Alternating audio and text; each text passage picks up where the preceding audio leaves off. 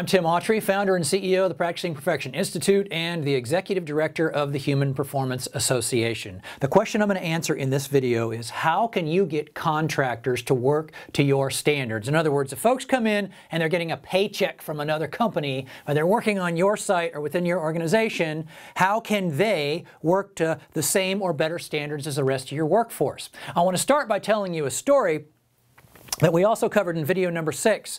And this is the story of how in about a 30-month period we achieved an 87.5% reduction in human error rate at a large nuclear power plant in the northeastern United States. One of the big success stories within this graph is this bar right here, which is labeled RFO23, which stands for refueling outage number 23. Now what I want you to do is I want you to compare the height of that bar to the height of this bar over here.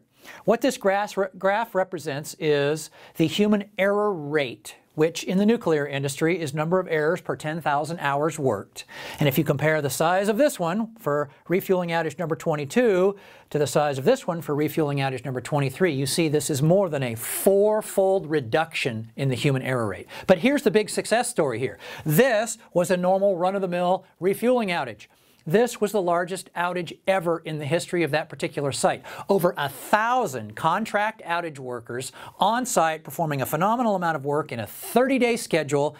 The schedule was completed within the time limits, under budget, without a significant human error occurring during the entire outage process. Phenomenal success story. How did we achieve that? Well, one of the ways we did that was by focusing on the linchpin, which is the frontline supervisor. Now in this particular case it involves the contract supervisors as well as in-house supervisors that have contractors reporting to them.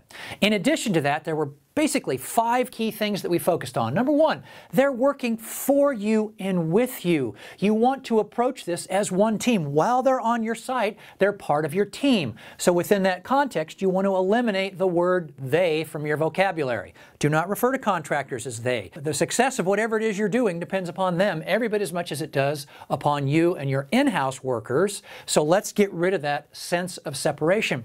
The second thing is, contractors also come to work wanting to do a good job. They're on your site wanting every bit as much, if not more, to do a good job than your in-house folks.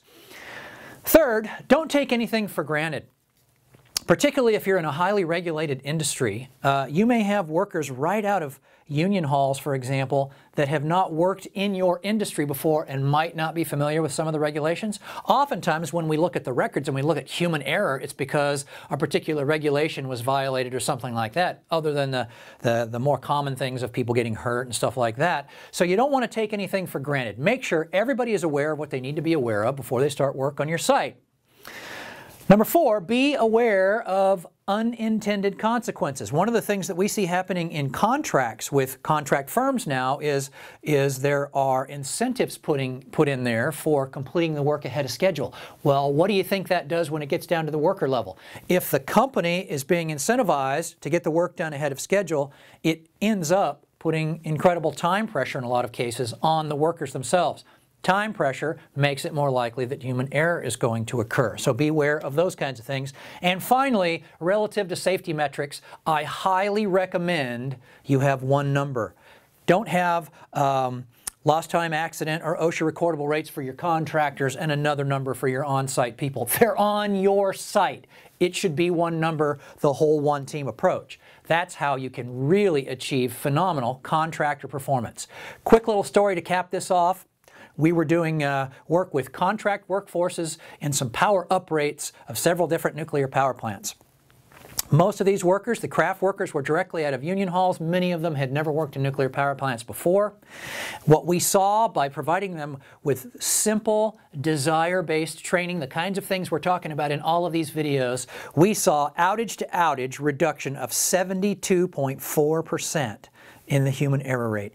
And the thing that intrigued me most was the only complaints we got out of any of that from the contractors were they felt they were working now to higher standards than the host company workers. Now that's a horrible problem to have to deal with when we're talking about contractors, isn't it? Thanks for watching. I'm Tim Autrey. If you found this information to be valuable and would like to receive free access to an entire library of videos answering the top questions people ask me about human performance and reducing human error, visit futureofperformanceimprovement.com.